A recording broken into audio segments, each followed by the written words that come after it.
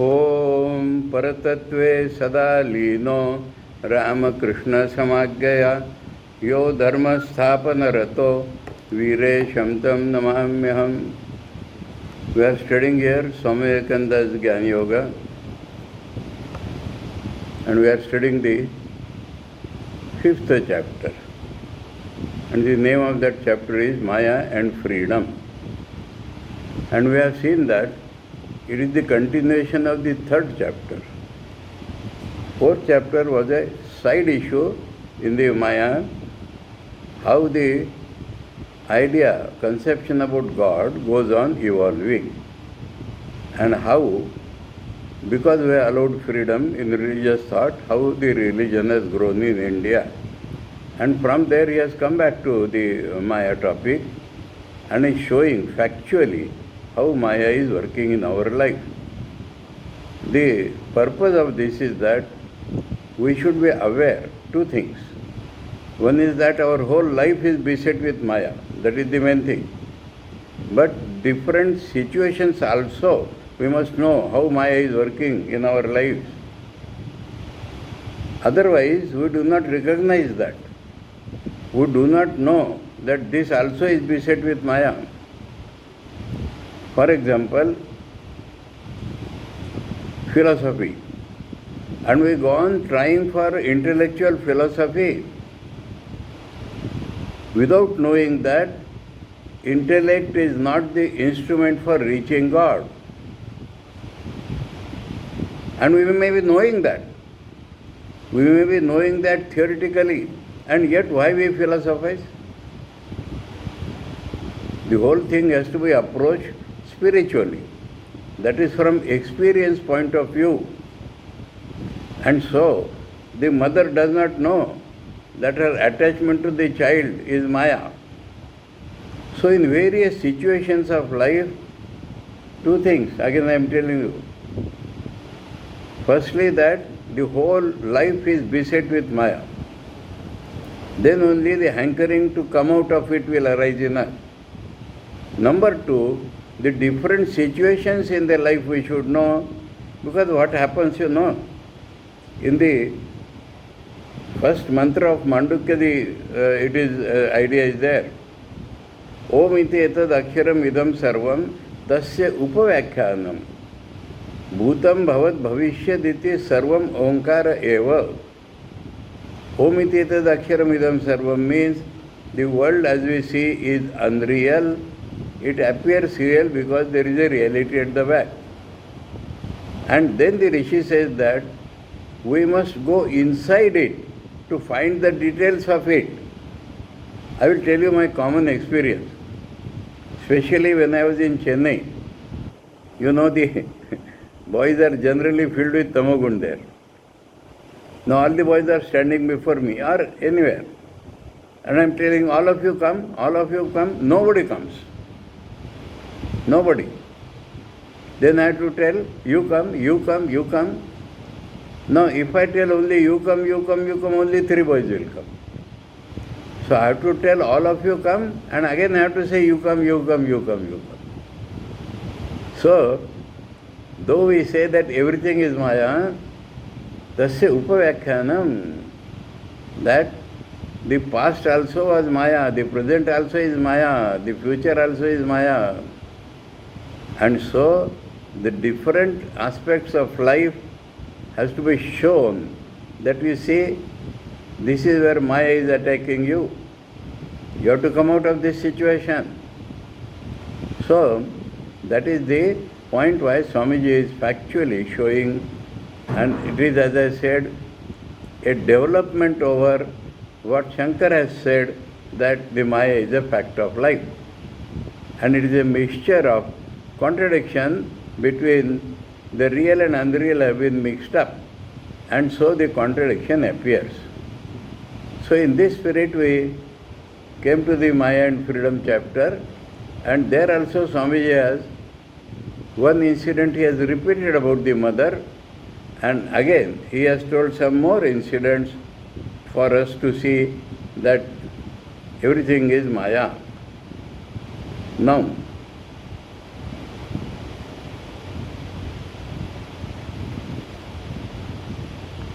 We are all like this in the world. All. All, that means a universal aspect, that fact of life is always a Maya. A legend tells how once Narada said to Krishna, this is about how time, we are so much rigid about time sometimes.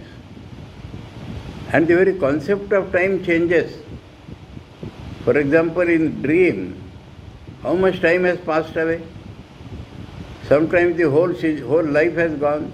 In a cinema hall, 50 years of life are shown in 2 hours and we feel it has gone. But actually, outside time is only 2 hours. So, this time also is a relative concept. Our concept of time is Maya. I will tell some funny incidents about Maya, about time in Swamiji's life. When Swamiji used to give a lecture, somebody at the background will stand and move a big clock there for Swamiji to see that it is too much time now. And in one, Swamiji said, that gentleman is showing me clock. Then somebody remarked, let him show the calendar. So, the date also will go away. And so, Swamiji said, we are children of infinity. So, this idea of time, I am not asking you not to be punctual or any such thing, but in the final analysis, the concept of time varies. That is the legend now. A legend tells how once Narada said to Krishna, Lord, show me Maya. A few days passed away, and Krishna asked Narada to make a trip with him towards a desert. And after walking for several miles, Krishna said, Narada, I am thirsty. Can you fetch some water for me? I will go at once, sir, and get you water. So Narada went. At a little distance, there was a village. He entered the village in search of water and knocked at a door, which was opened by a most beautiful young girl. At the sight of her, he immediately forgot that his master was waiting for water. Perhaps dying for the want of it, he forgot everything and began to talk with that girl. All that day, he did not return to his master. The next day, he was again at the house. Where he spent the night, don't ask. Talking to the girl. That talk ripened into love. He asked the father for the daughter, and they were married and lived there and had children. Thus 12 years passed. His father-in-law died. He inherited his property. He lived as he seemed to think a very happy life with his wife and children, his fields and his cattle and so forth. Then came a flood. One night the river rose until it overflowed its banks and flooded the whole village. Houses fell, men and animals were swept away and drowned, and everything was floating in the rush of the stream. Narada had to escape. With one hand he held his wife, and with the other 2 of his children. Another child was on his shoulders, and he was trying to ford the tremendous flood. After a few steps he found the current was too strong, and the child on his shoulders fell and was borne away. A cry of despair came from Narada. In trying to save that child, he lost his grasp upon one of the others, and it also was lost. At last his wife, whom he clasped with all his might, was torn away by the current, and he was thrown on the bank, weeping and wailing in bitter lamentation. Behind him there came a gentle voice, "My child, where is the water? You went to fetch a pitcher of water, and I was waiting for you. You have been gone for quite half an hour." Half an hour, Narada exclaimed. 12 whole years had passed through his mind, and all these scenes had happened in half an hour. And this is Maya. This is Maya means the time constant. Somebody asked Einstein, there is a story, what is your theory of relativity?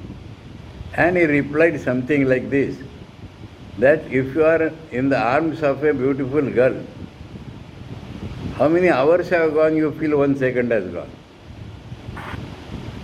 And if you are stuck up in some clumsy problem of mathematics, then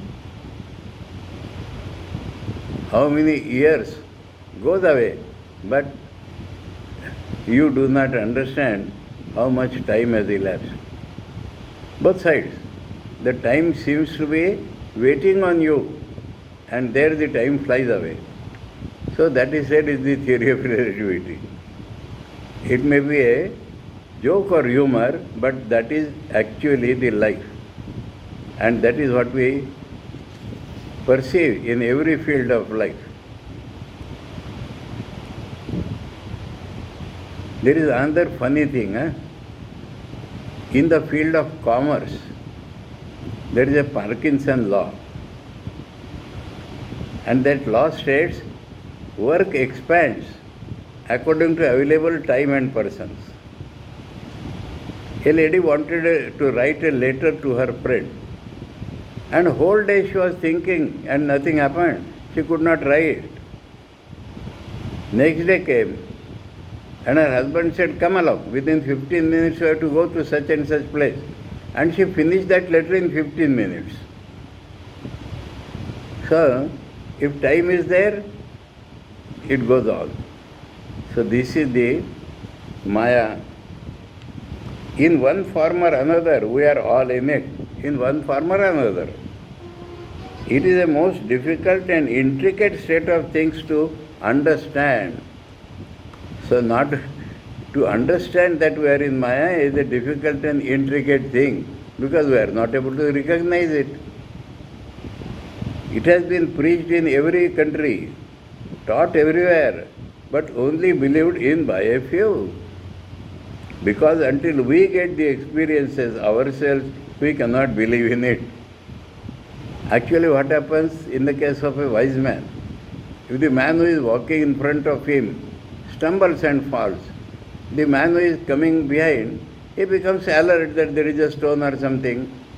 But no, we will not believe. We will also stumble and fall, then only we will believe. So that is the life, actual life.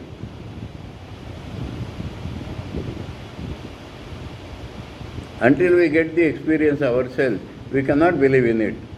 What does it show? Something very terrible. He does not say we do not believe, we cannot believe in it, because that is how the mind works. What does it show? Something very terrible, for it is all futile. Futile. To find a solution within Maya is futile.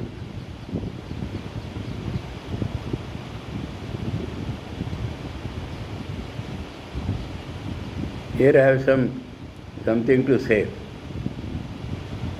Social problems, economic problems, how many types of problems are there?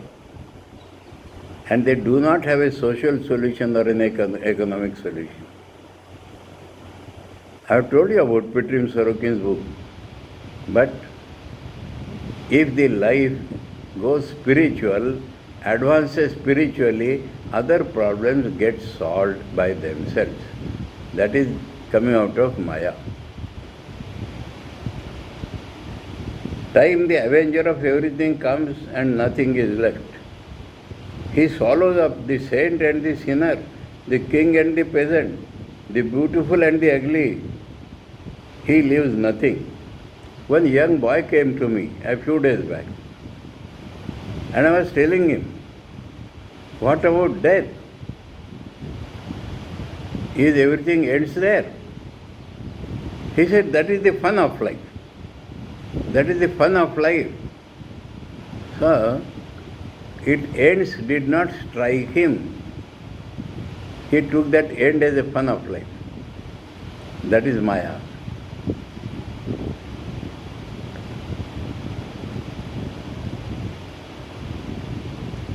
He leaves nothing. Everything is rushing toward that one goal, destruction.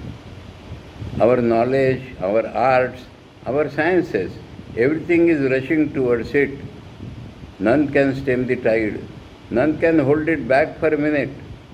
We may try to forget it in the same way that persons in a plague-stricken city try to create oblivion by drinking, dancing, and other vain attempts, and so becoming paralyzed.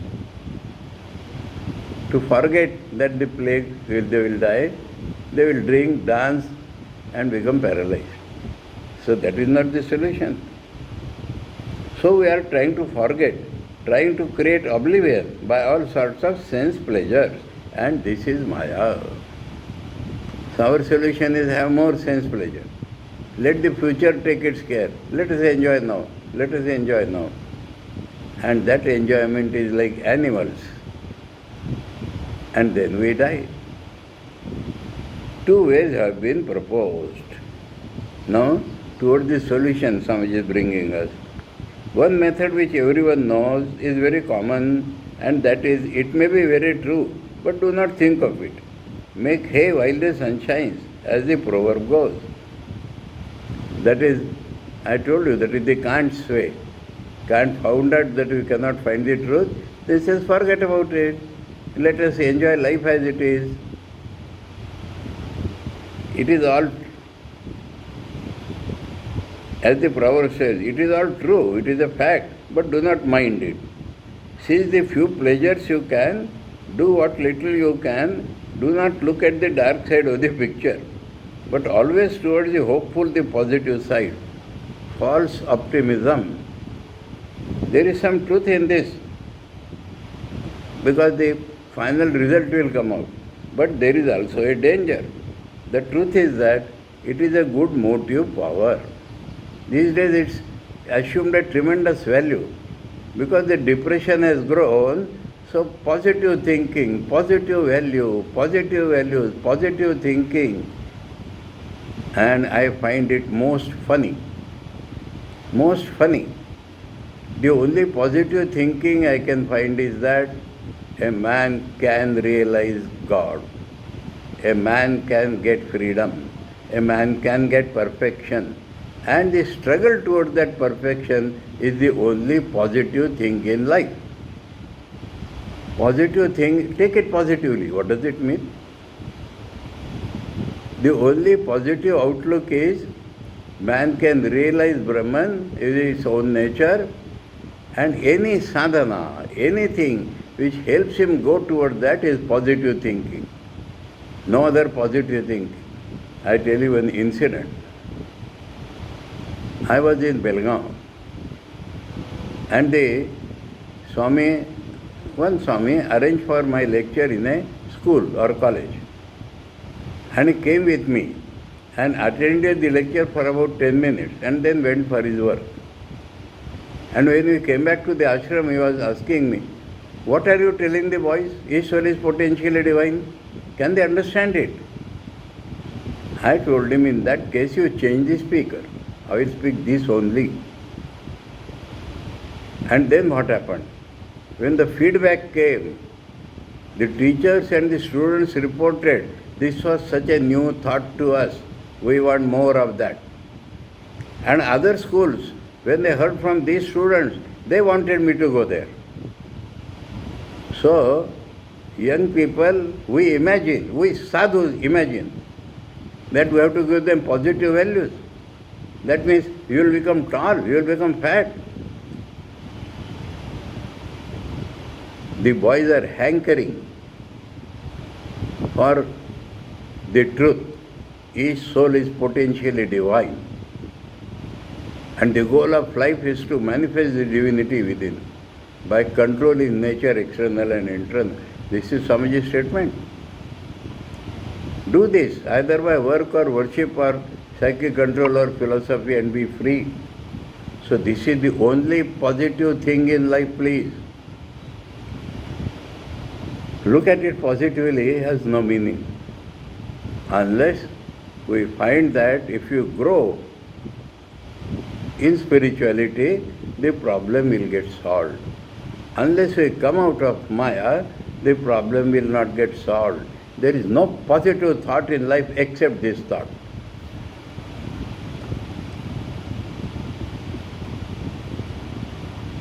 The truth is that it is a good motive power. Hope and a positive ideal are very good motive powers for our lives, but there is a certain danger in them. The danger lies in our giving up the struggle in despair. Because that is not true. So at some point we will fall and then the despair would come. If you are aware of that from the beginning, you will grow spiritually. There is no solution to any problem in life except getting out of Maya, and that is what Swamiji is trying to instill upon us. Such is the case with those who preach, take the world as it is, sit down as calmly and comfortably as you can, and be contented with all these miseries. Contented with these miseries. When you receive blows, say they are not blows but flowers. And when you are driven about like slaves, say that you are free. Day and night tell lies to others and to your own souls, because that is the only way to live happily.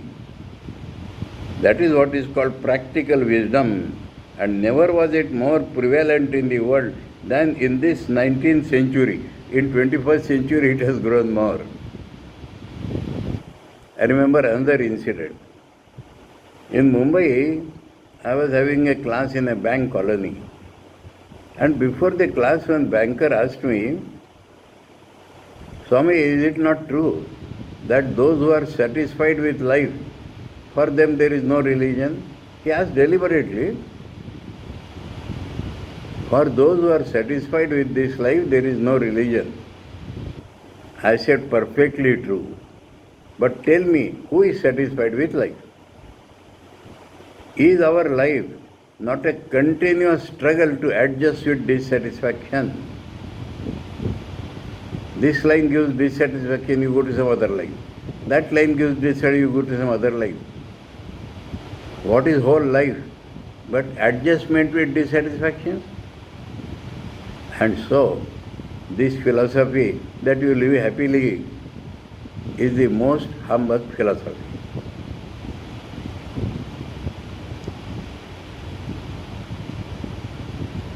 This is what is called practical wisdom, and never was it more prevalent in the world than in the 19th century, because never were harder blows hit at them at the present time. Never was competition keener, never were men so cruel to their fellow men as now, and therefore must this consolation be offered. Now this competition is growing and growing, and some people not succeeding commit suicide. Is that the solution?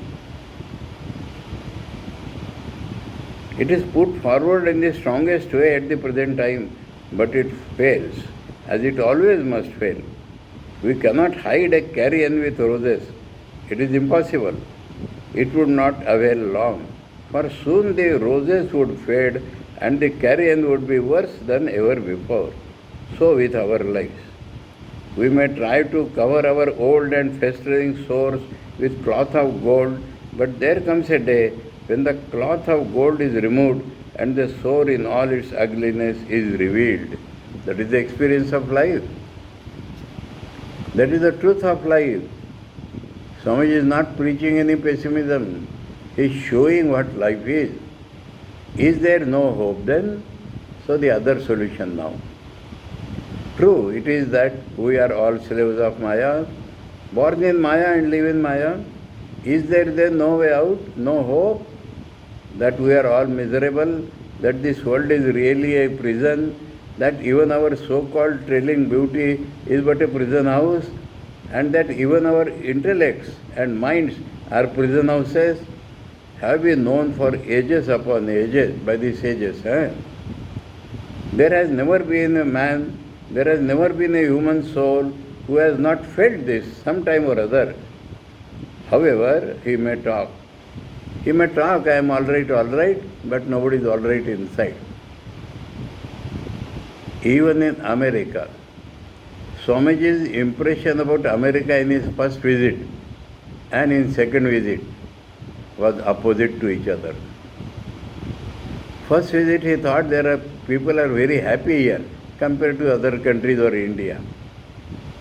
And the second visit he is telling, I have seen the sob and the cries only outside happiness. I see there is lamentation within, only outside happiness, outside show of happiness.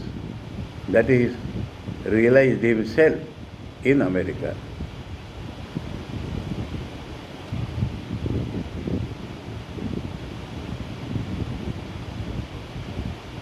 And the old people feel it most because in them is the accumulated experience of a whole life, because they cannot be easily cheated by the lies of nature. Is there no way out? We find that with all this, with this terrible fact before us, in the midst of sorrow and suffering, even in this world where life and death are synonymous. We count, this is his birthday, birth anniversary. That means 1 year of his life is gone. Less years are left now towards his death.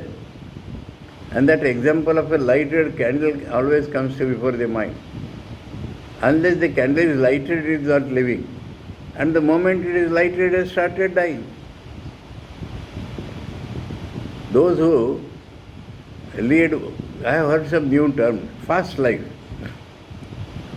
Enjoy as much as you can. You know the Western term for this enjoyment as you can? Don't burn your candles at both ends. It will finish quickly.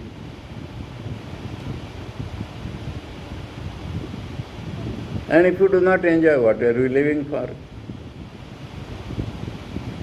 So, in this world where life and death are synonymous, even here there is a still small voice that is ringing through all ages, through every country and in every heart. Small voice because we are not allowed it to grow, but it is in our heart. It is in every country. It is in all the ages.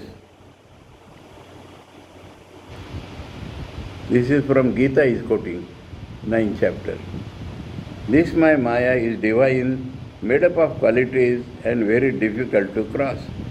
Yet those that come unto me cross the river of life. Daivi esha gunamayi mama maya durattaya mameva ye prapadyante maya metam tarantite. In Hindi there is a funny couplet. Kabir Das says, चलती चक्की देख के दिया कबीरा रोए दुई पट भीतर आए के साबित बचा न कोई. Imagine this whole world as a grinding wheel. The heaven is moving and the earth is moving. And in between who has come is crushed. Somebody has replied to this. चलती चक्की सबको ही देखे कील न देखे कोई. There is a nail around which that wheel is moving. And the pulse or the rice which sticks to the nail does not get crushed. So, God is beyond Maya, and if we can catch Him, if we can leave this eye of ours and catch God, then we also go beyond Maya. That is what Swamiji is proposing now. Freedom chapter has come.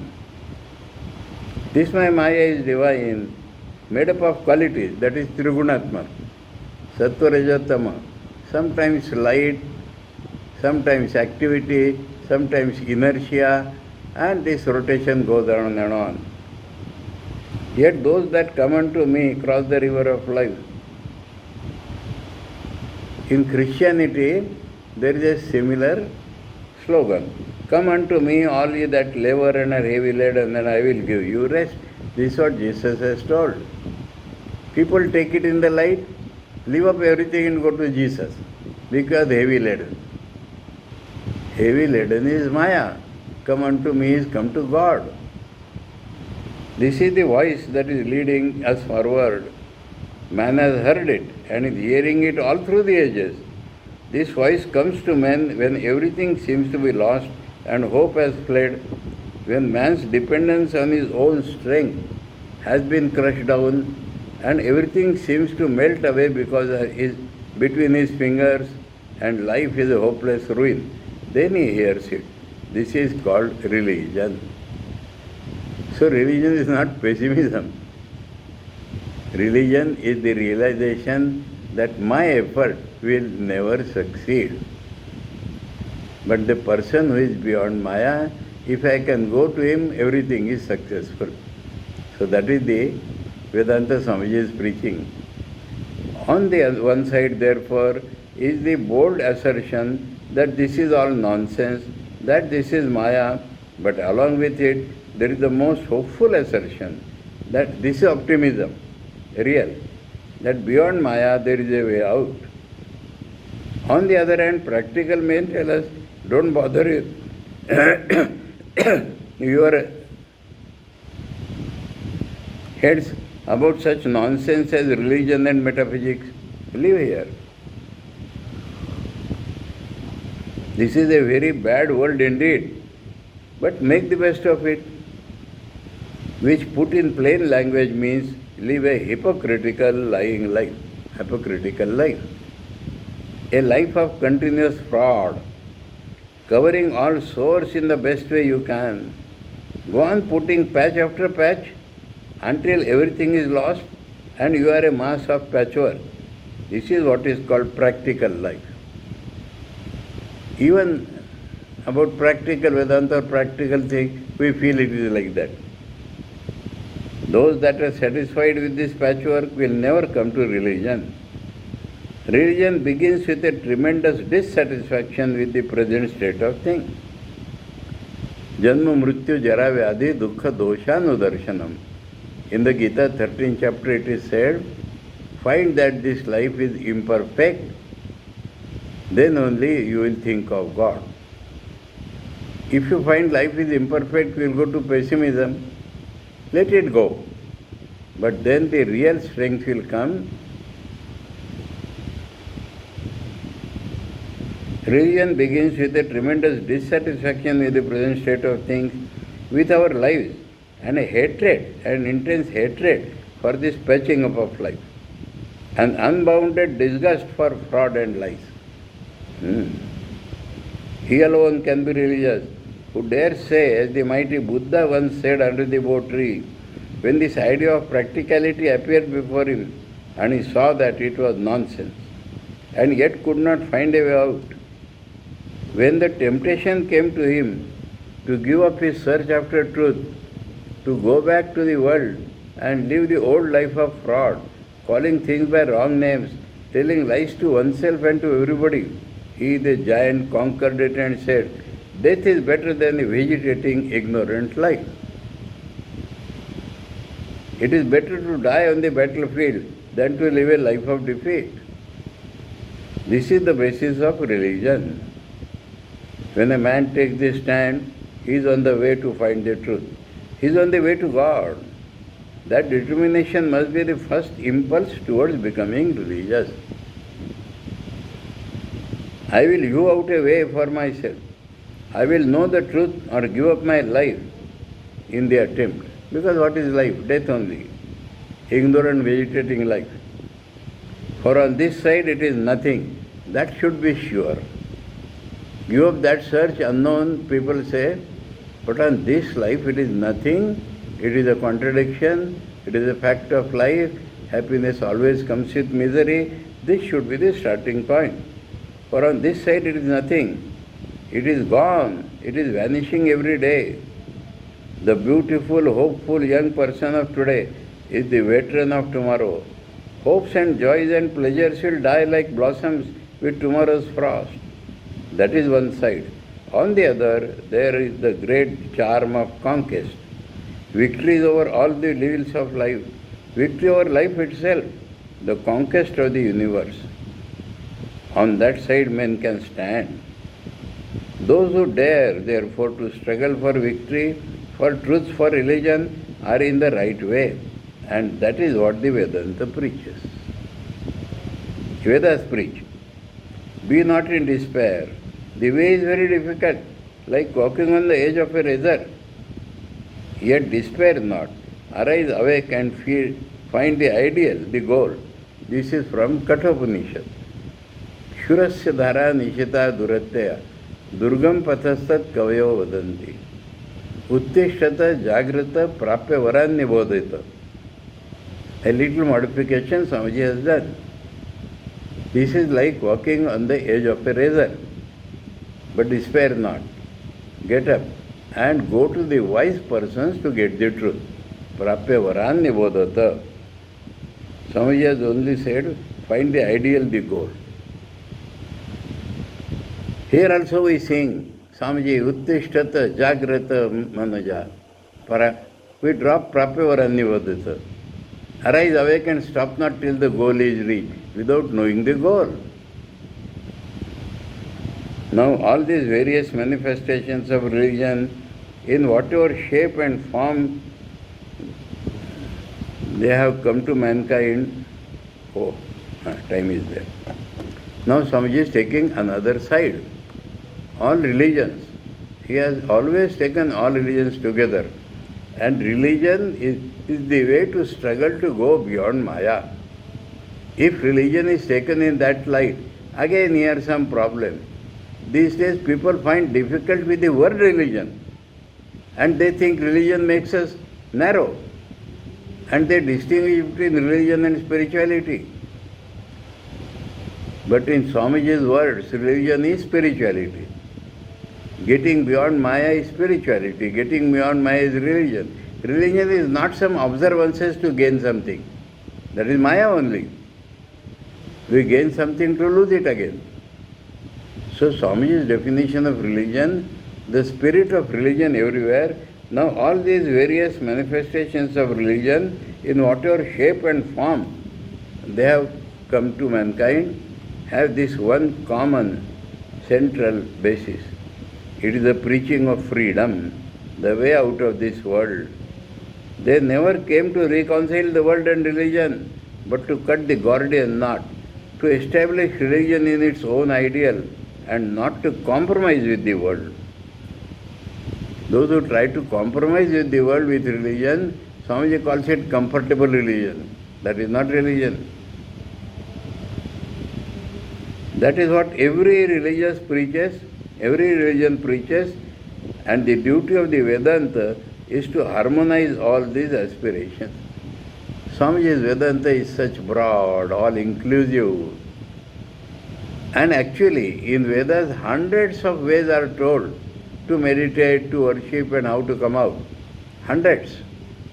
And so Swamiji says, through every religion, we have to find the attempt at going beyond Maya, and this is the work of Vedanta. A Vedantin should look at every religion, as Thakura says, all faiths are but paths. So he should find out the path and walk on that path, not just quarrel over religion. And it is the duty of the Vedanta is to harmonize all these aspirations, to make manifest the common ground between all the religions of the world, the highest as well as the lowest. What we call the most errant superstition and the highest philosophy really have a common aim in that they both try to show the way out of the same difficulty. And in most cases this way is through the help of someone who is not himself bound by the laws of nature. That is the Saguna Brahma or personal God or an Ishvara. In one word, someone who is free. In spite of all the difficulties and differences of opinion about the nature of the one free agent, whether he is a personal God or a sentient being like man, whether masculine, feminine or neuter, and this is important, Don't take God as man. That is a great folly. I remember one seminar in Chandigarh, and a broad, thoughtful Muslim assistant editor of Tribune, he said that all religions have a common defect. In the beginning there is Adam and there is Eve, and all the problem starts from there. And Adam is supposed to be superior than Eve. I was to preside. I told my friend, you are very broad, you have studied all the religions, but you have not studied the basis of Hinduism. In Chandogya Upanishad, in all the Upanishads, Brahman is not a man. It is the answer. Tat, Sat, always a neutral gender is used. Does not mean neutral gender. Means neither a man nor a woman beyond that. Sat eva Somaitam Agre Asit. And the fun is that in Chandogya Upanishad, after this Sat, 3 goddesses are told. Tej, Ap and Prithvi, 3 goddesses. And the world was created through them. So don't think that everywhere there is man first. Another thing, in Chandigarh, somebody asked me, you are telling that Brahman has no sex, no gender. But while giving examples, you are always giving examples of men. How to understand? Then I said, okay, let me give the example of women. Number 1, Sarada Devi.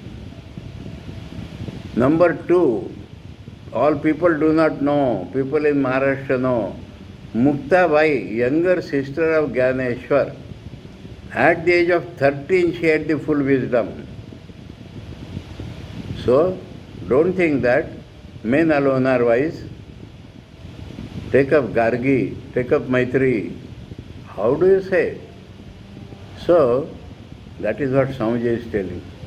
Whether you conceive of God as a man or as a woman,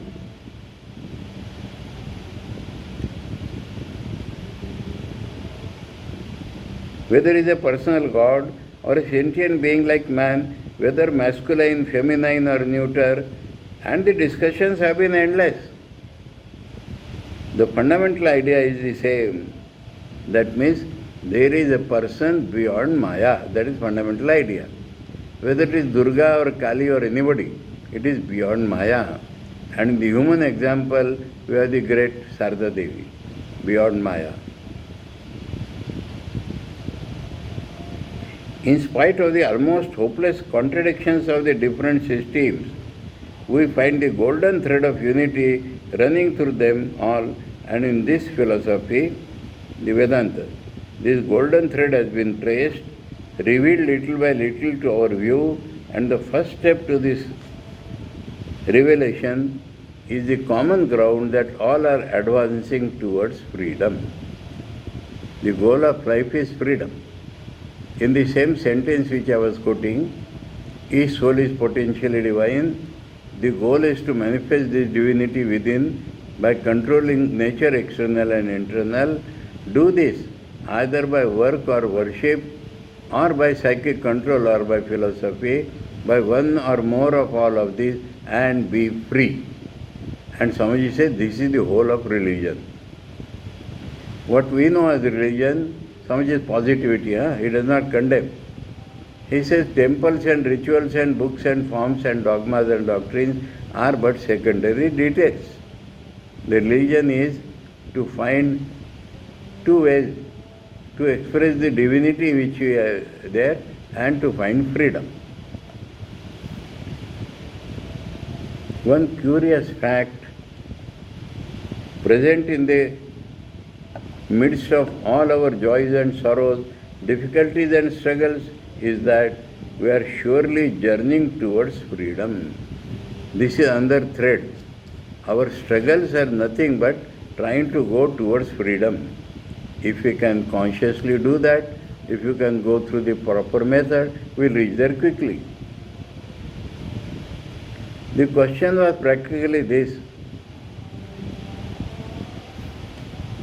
what is this universe? From what does it arise? Into what does it go? And the answer was, in freedom it rises, in freedom it rests, and into freedom it melts away. Freedom is the very name of Brahman here. Everything is born out of free Brahman. Everything rests because of the free Brahman background, and everything will go back to that Brahman. This idea of freedom you cannot relinquish. Yes. As there is the realization of Maya, the struggle towards freedom cannot be relinquished. That is what Swamiji calls a man. Man is a man so long as he struggles to rise above nature. And this nature is both external and internal. Your actions, your very lives will be lost without it. Every moment nature is proving us to be slaves and not free. Yet simultaneously rises the other idea that still we are free. At every step we are knocked down as it were by Maya and shown that we are bound, and yet at the same moment, together with this blow, together with this feeling that we are bound, comes the other feeling that we are free. Some inner voice tells us that we are free. But if we attempt to realize that freedom, to make it manifest, we find these difficulties almost insuperable. Difficulties. Yet in spite of that, it insists on asserting itself inwardly. I am free, I am free. There is a voice inside. The real nature of man, which Swamiji has already told in the second lecture. And if you study all the various religions of the world, you will find this idea expressed. Not only religion, you must not take this world in its narrow sense, but the whole life of society is the assertion of that one principle of freedom of hope. Swamiji has taken it to every action of man. The struggle means you have to go to freedom. All movements are the assertion of that one freedom. That voice has been heard by everyone. Whether he knows it or not, that voice which declares, "Come unto me, all ye that are labor and heavy laden." It may not be in the same language or the same form of speech, but in some form or other, that voice calling for freedom has been with us. Yes, we are born here on account of that voice. Every one of our movements is for that. We are all rushing towards freedom. We are all following that voice. Whether we know it or not, as the children of the village were attracted by the music of the flute player, so we are all following the music of the voice without knowing it. You know the flute player story? In one village, too much rats came, and a piper came, and he said, "I can remove them." And he played his flute in such a way that all the rats, mice, they followed him and got drowned. And he wanted his payment. People refused his payment. Then he says, "All right." He again played the flute, and all the children followed him, and nobody could stop them. He took them beyond in some land, they are lost. So Swamiji is referring to that story. And he's telling that, like that, a voice is coming and asking us to go forward towards freedom.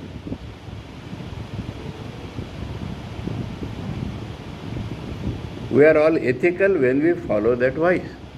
Swamiji has referred to it in all his lectures. Ethics means getting rid of this ego. Not only the human soul, but all creatures from the lowest to the highest have heard the voice and are rushing toward. This is Swamiji's Vedantic view. How the amoeba has become a man? Because he is trying freedom. And this evolution will take him furthest. And in the struggle are either combining with each other or pushing each other out of the way. Thus come competition, joys, struggles, life, pleasure and death, and the whole universe is nothing but the result of this mad struggle to reach the voice. This is the manifestation of nature. So, Swamiji is studying through nature and finding that even competition, this or that, is nothing but trying to go towards freedom. If you can do it consciously, otherwise we are going by the wrong way. What happens then? The scene begins to shift. As soon as you know the voice and understand what it is, the whole scene changes. The same world which was the ghastly battlefield of Maya is now changed into something good and beautiful. We no longer curse our nature. We no longer curse nature, nor say that the world is horrible and that is all wail. We need no longer weep and wail. As soon as we understand the voice, we see the reason why the struggle should be there here, this fight, this competition. So all this is going towards freedom if we can understand that.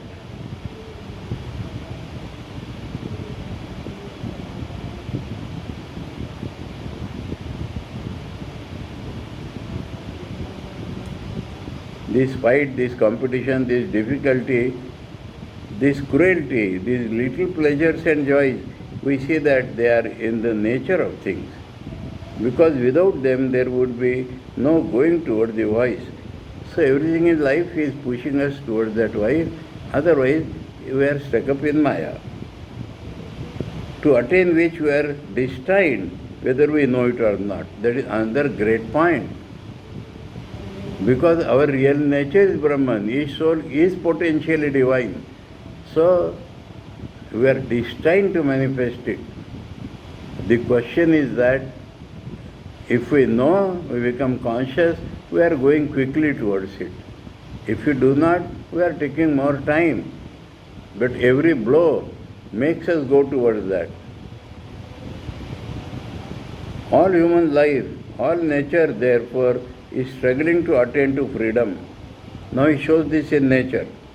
The sun is moving towards the goal, so is the earth in circling round the sun, so is the moon in circling round the earth. He wants to go away.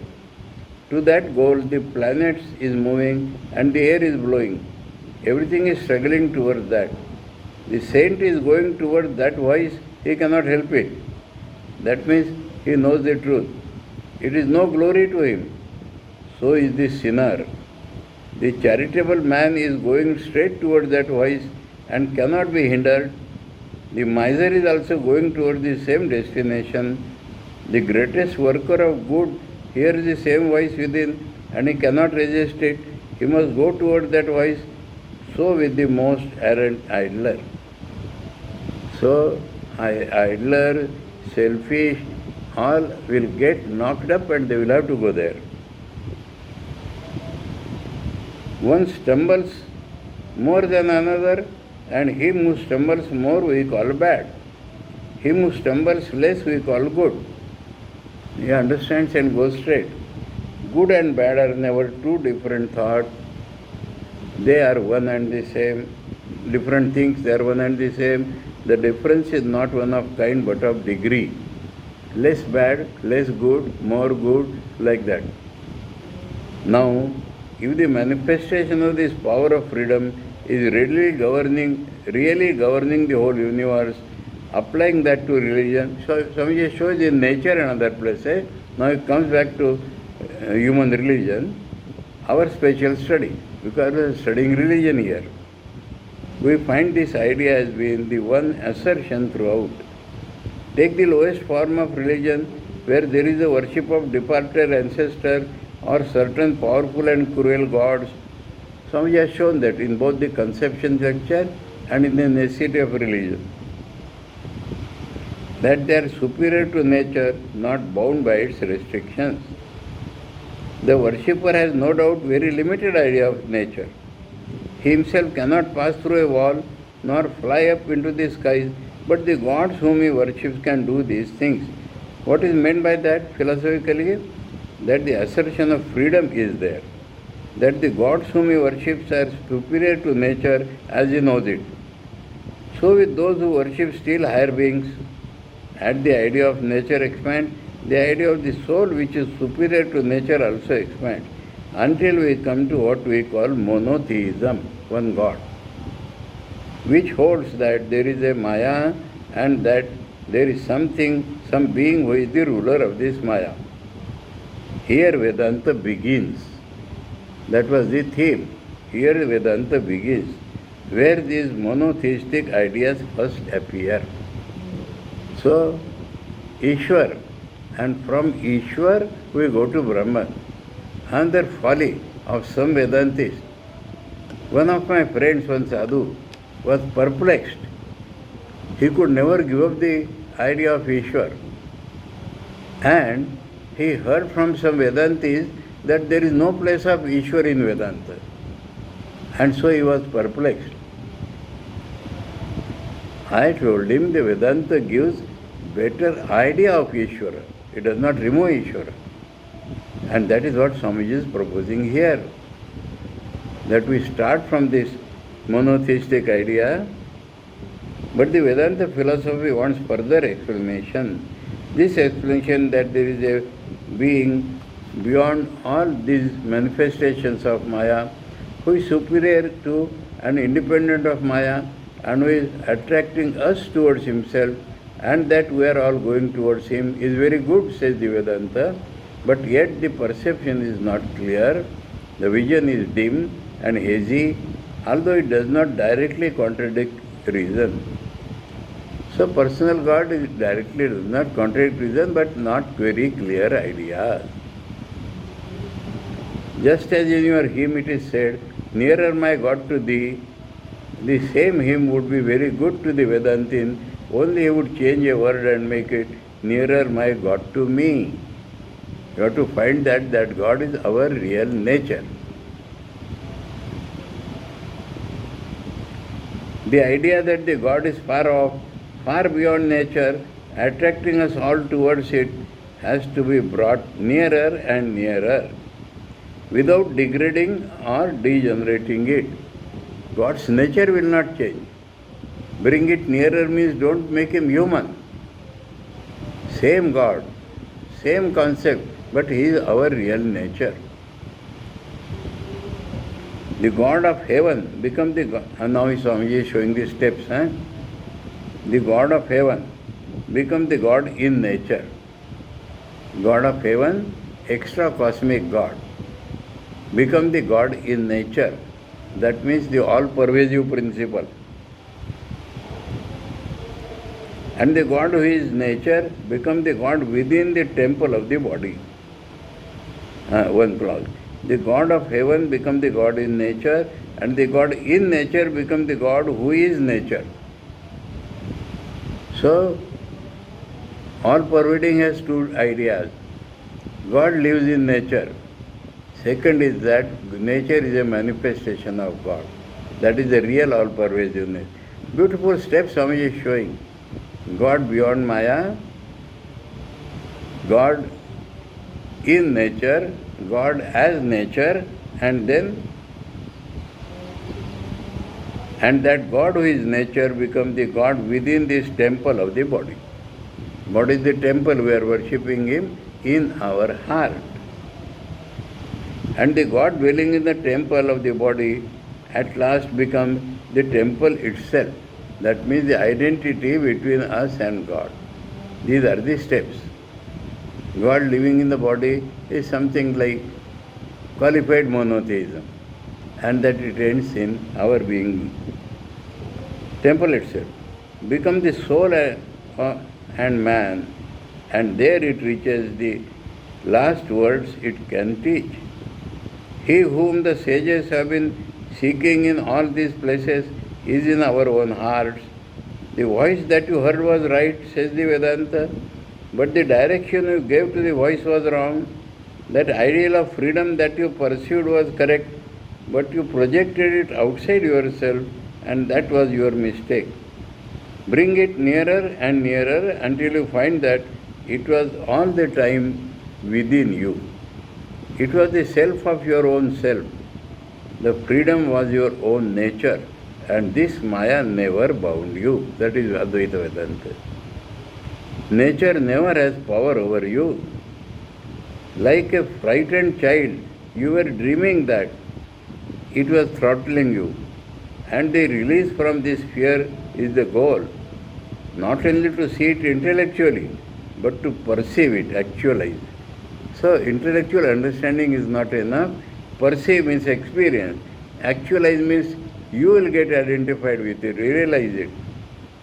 Much more definitely than we perceive this world. We perceive this world as an object perceived by the subject. But when we pursue reality, we become identified with that. And that is real knowledge. In brief, Swamiji is telling this. He will explain it in later lectures.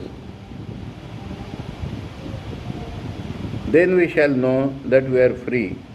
Then and then alone will all difficulties vanish.